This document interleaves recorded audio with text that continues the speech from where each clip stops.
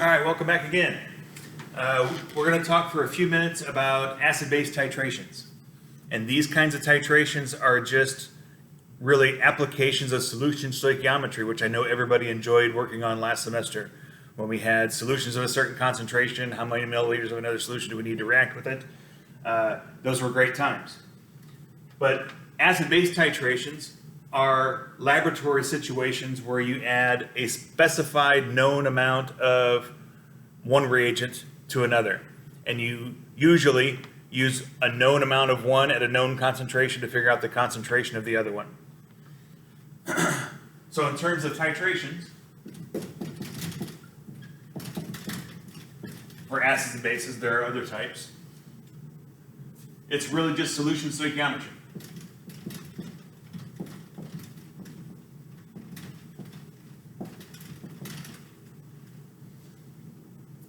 So for a strong acid, strong base titration, those titrations go to completion. Ks are very, very large.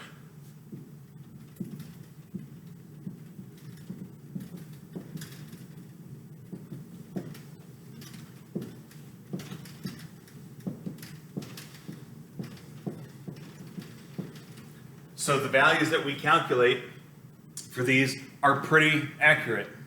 K is very large, so we can predict specified amounts of product with pretty high accuracy because equilibria does not come into play very much for these. But we need a balanced equation.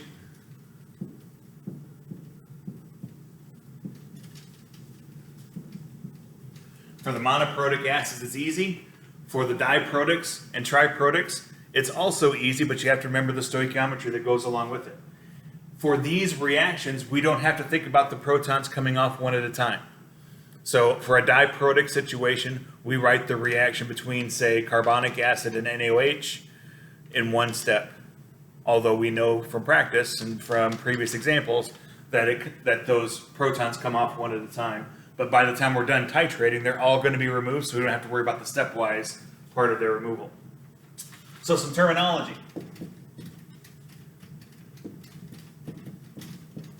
For titrations, things we have to be aware of that you're going to see in problems, words that you may not have seen before. We have titrant. And the titrant is the reagent that's being added.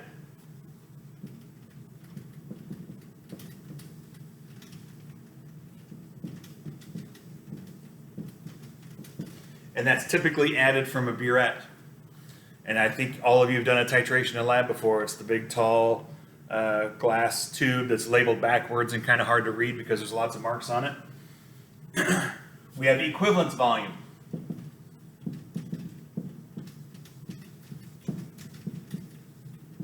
Which we usually call capital V sub EQ for equivalence volume.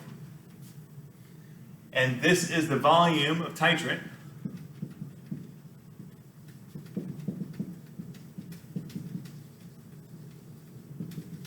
that's needed to reach the stoichiometric endpoint.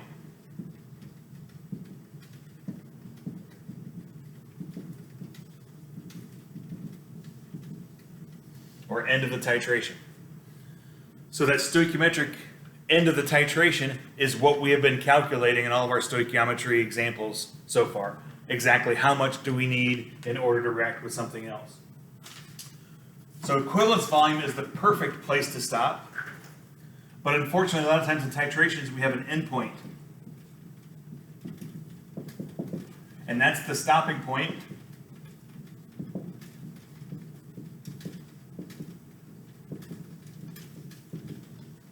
according to a visual indicator.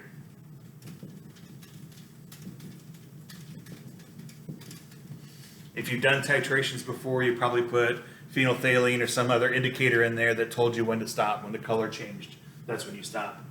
Ideally, you want these two to match. You want the equivalence volume and the endpoint to be as close together as possible because you want the point where those reagents run out to be the same point that you stopped. So as we work our titration examples here in just a minute or two, I want everyone to be aware that we should never use M1V1 equals M2V2.